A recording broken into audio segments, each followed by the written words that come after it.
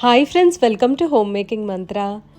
Daily vlogs post చేస్తున్నప్పుడు ప్రతిరోజు మీరు కమెంట్ చేస్తారు కదా, మీతో మాట్లాడినట్టే అనిపిస్తుంది. ఇప్పుడు వ్లాగ్స్ పోస్ట్ చేయట్లేదు కాబట్టి మీ నుండి కామెంట్స్ కూడా తగ్గిపోతున్నాయి. అండ్ డెఫినెట్గా నేను ఆ కాన్వర్సేషన్ అనేది మిస్ అయినట్టు అనిపిస్తుంది అనమాట. డైలీ కొలీగ్స్ మాట్లాడినట్టు, ఫ్రెండ్స్ మాట్లాడినట్లు, లేకపోతే జస్ట్ తెలిసిన వాళ్ళు పలకరించినట్టు హాయ్, హలో, గుడ్ మార్నింగ్, అవి ఎంత బాగుంటాయి కదా మెసేజెస్ పొద్దున్నే అలా చూస్తూ ఉంటే.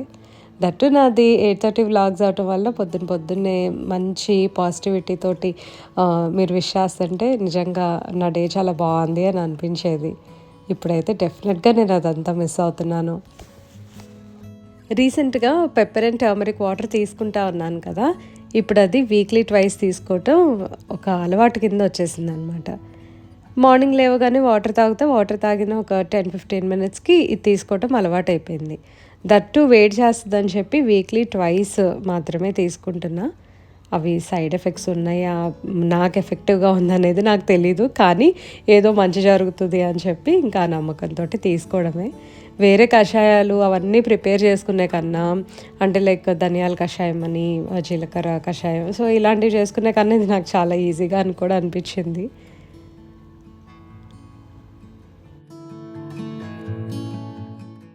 ఇవాళ బోర్డమ్ గురించి ఒక విషయం చెప్తాను. మనం క్రియేటివ్గా ఉండాలి అంటే మనకి బోర్ కొట్టాలంట. అంటే మన బ్రెయిన్ని ఒక 15 నిమిషాలు ఐడల్గా ఉంచుకోవటం వలన మన థాట్స్ బాగా క్రియేటివ్గా ఉంటాయంట.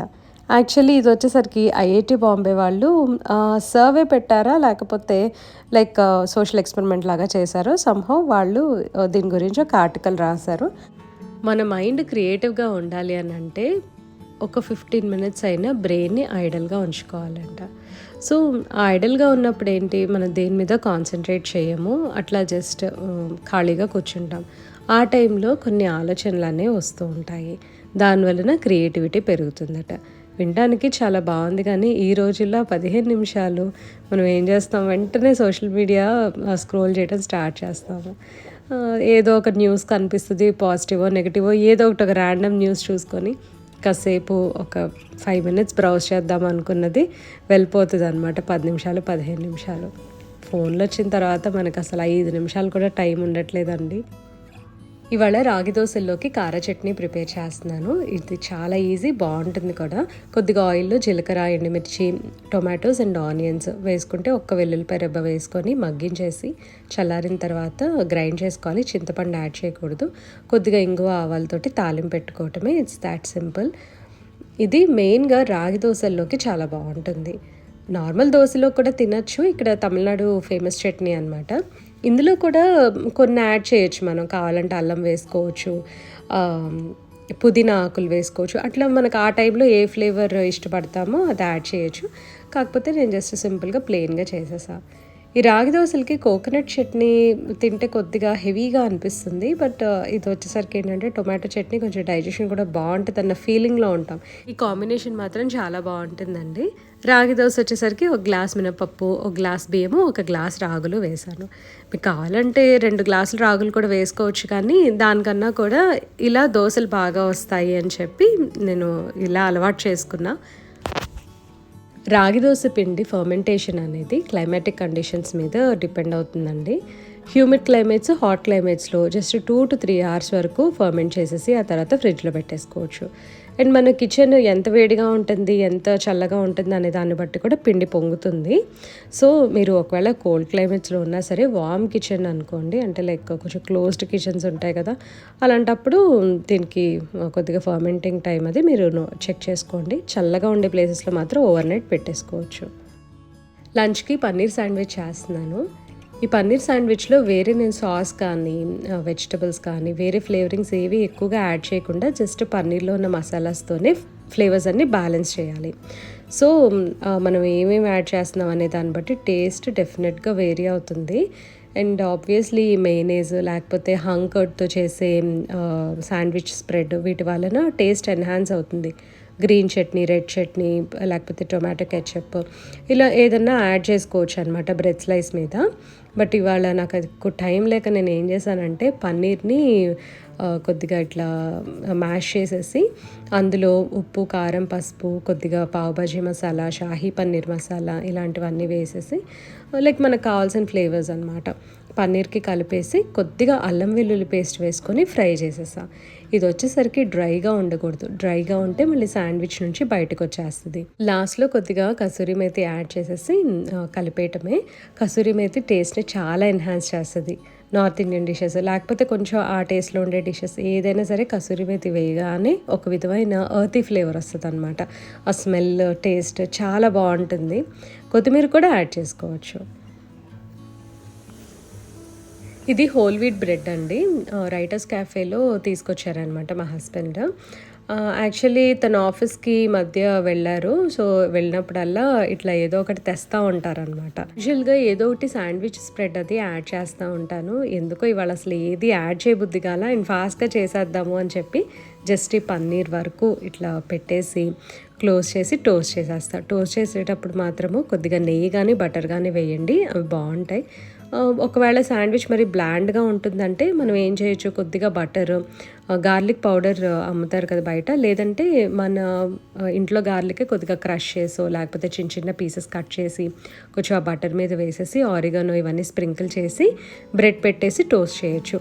అప్పుడు కూడా ఏంటంటే కొద్దిగా గార్లిక్ బ్రెడ్ ఫ్లేవర్ వస్తుంది.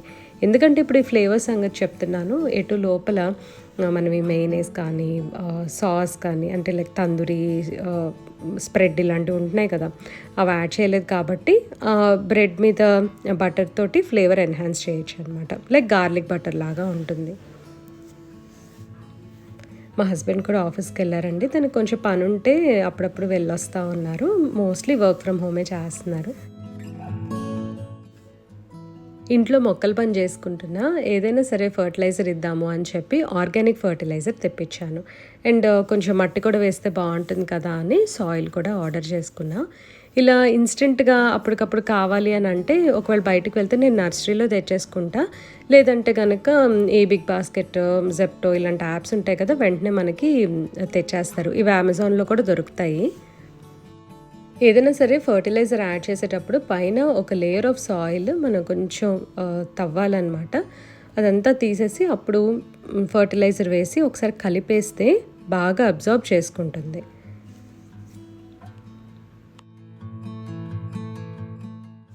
కిచెన్ మొత్తం కూడా నీట్గా క్లీన్ చేశాను. ఎక్కువ విండోస్ ఉన్నప్పుడు ఎంతో కొంత డస్ట్ అనేది అక్యుములేట్ అవుతుంది. మనం రెగ్యులర్గా క్లీన్ చేసినా సరే అక్యుములేట్ అవుతుంది. అవెన్ కింద అనమాట మెయిన్. అక్కడైతే ఏ 2 వారాలకు ఒకసారో క్లీన్ చేస్తూ ఉంటాను. ఇంకా మిగతా చోట్లంతా ఒక 1 వీక్ ఒకసారి లేకపోతే 10 డేస్కి ఒకసారి అట్లా క్లీన్ చేసేస్తూ ఉంటా. ఆర్గనైజర్స్ దగ్గర కూడా మర్చిపోతూ ఉంటానండి ఒక్కొక్కసారి తుడవటం, కానీ స్టవ్ కింద మాత్రం కంపల్సరీ ప్రతిరోజు తుడుచుకుంటాను. క్లీనింగ్ అంటే ఒకటి గుర్తొచ్చింది నాకు. మనం ఇల్లు చాలా నీట్గా ఉంచుకుంటాం కానీ మన పరిసరాలు ఎలా ఉన్నాయి అనేది పట్టించుకోము. అంటే స్ట్రీట్ కానివ్వండి, బయటికి వెళ్ళినప్పుడు చెత్తగా ఉందని చెప్పేసి అనుకుని వెళ్ళిపోతాం.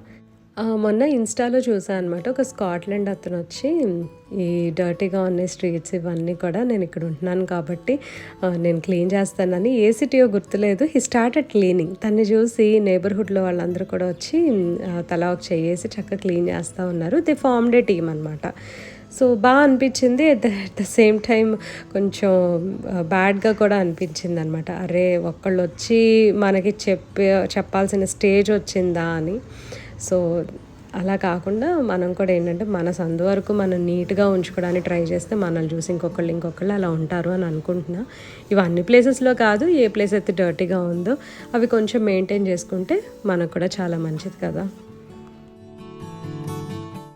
సాటర్డే నైట్ కొంచెం పీస్ఫుల్గా మేము ముగ్గురం కలిసి రెస్టారెంట్కి వెళ్ళాం. After a very long time చిక్లో క్యాఫేకి వెళ్ళామన్నమాట. అసలు ఎన్ని రోజులు అయిపోయిందో అని అనిపించింది. ఫుడ్ అయితే చాలా చాలా బాగుంటుంది. వాళ్ళ స్పెషాలిటీ వచ్చేసరికి ఎక్కువగా ఇటాలియన్ మీద కాన్సన్ట్రేట్ చేస్తారు. వేరేవి కూడా చాలా బాగుంటాయి. ఇది వచ్చేసరికి గాంధీ మండపం రోడ్, చెన్నైలో ఉంటుందన్నమాట. ఇంతకుముందు వెళ్ళినప్పుడు మరీ ప్రైజెస్ అంత ఎక్కువగా అయితే లేవు. అప్పుడు చూసి మాత్రం నేను చాలా షాక్ అయ్యాను. ప్రైజెస్ ఎక్కువ ఉన్నాయి అండ్ క్వాంటిటీ కూడా కొంచెం తగ్గించారు ప్రతి దాని మీద. బట్ స్టిల్ ఫుడ్ అయితే చాలా బాగుంది. ఇవాళ ఫస్ట్ టైం ఈ బీట్రూట్ సాలెడ్ ట్రై చేసా. ఇది వచ్చేసరికి లెటస్ లీవ్స్, స్టీమ్డ్ బీట్రూట్, కొద్దిగా టొమాటోస్ అండ్ వాల్నట్, ఆరెంజెస్ ఇవన్నీ వేశారు. డ్రెస్సింగ్ వచ్చేసరికి ఏమో ఐ థింక్ వినియగ్రేట్ అనుకుంటా. అంటే కొద్దిగా lemon juice, salt, pepper, olive oil ఇవన్నీ కలిపేసి బాగా షేక్ చేస్తే ఒక థిక్ గూయి లిక్విడ్ లాగా వస్తుంది. అది డ్రెస్సింగ్. నాకైతే ఓవరాల్గా చాలా చాలా నచ్చింది. అది మా హస్బెండ్ అన్నారనమాట, నువ్వు ఇంట్లో కూడా ట్రై చెయ్యి, చాలా బాగుంటుందని చెప్పి. అట్లీస్ట్ ఈ వీకెండ్ అయినా ట్రై చేయాలి. మర్చిపోయాను చెప్పడం, ఫెటా చీజ్ కూడా యాడ్ చేశారు. అది టేస్ట్ని బాగా ఎన్హాన్స్ చేస్తుంది. ఒకవేళ మన దగ్గర ఫెటా చీజ్ లేకపోతే కొద్దిగా పన్నీర్ కూడా యాడ్ చేయొచ్చు. కానీ అందరికీ రా పన్నీర్ తినాలి అనే ఇంట్రెస్ట్ ఉండదు కదా. ఈ చెక్కలు చక్రాలు వచ్చేసరికి మేము మా నేబర్ ఒక పార్టీ ఉంటారనమాట, మా అమ్మగారు, ఆవిడతోటి చేయించుకున్నాము. అంటే మేము చేసుకోగలం, ఇవి మాకు వచ్చు, కానీ పెద్దవాళ్ళు చేస్తే ఆ రుచి వేరు కదా. సో మనం చేసుకునే దానికి వాళ్ళు చేసేదానికి డిఫరెన్స్ ఉంటుంది. సరే ఒకసారి ట్రై చేద్దాము అని చెప్పి ఆవిడ దగ్గర చేయించుకున్నాం. చాలా బాగా కుదిరాయి. ఇవి మొత్తం ముగ్గురం చేయించుకున్నామండి. చెక్కలు ఒక 2 kgs, చక్రాలు ఒక 2 kgs. సో షేర్ చేసేసుకున్నాం. శుక్రవారం ఏమో 8 దీపాలు పెట్టి 16 శుక్రవారాలు కామాక్షి దీపం పూజ చేసుకున్నాను. అంటే 8వ వారం కంప్లీట్ అయింది. మొన్న ఈ మధ్య నేను ఒక షార్ట్ పోస్ట్ చేసినప్పుడు అన్నారండి, అక్క మీతో పాటు మేము చేస్తున్నాము, నాది 5వ వారం అయిందని, ఒకరు 6వ వారం అని, 7వ వారం అని. సో అట్లాగా చేస్తున్నారనమాట. నేను చెప్పిన తర్వాత ఈ పూజ చేసుకున్నందుకు నాకు సంతోషంగా అనిపించింది. అంటే నా మాటకి వాల్యూ ఇచ్చారు అని కాదు, నేను చెప్పింది నమ్మారు అని చెప్పి. నమ్మకానికి వాల్యూ ఇవ్వడానికి చాలా తేడా ఉందండి. అమ్మవారి బ్లెస్సింగ్స్ మనందరి మీద ఉండాలి అని కోరుకుంటున్నాను. So I felt really happy అనమాట. దీంతో వీడియో ఎండ్ చేస్తున్నా అండి. ఈ వీడియో మీకు నచ్చినట్లయితే తప్పకుండా లైక్ చేయండి, కమెంట్ చేయండి, ఛానల్కి సబ్స్క్రైబ్ చేసుకోండి. Thank you for watching. Thank you for your time.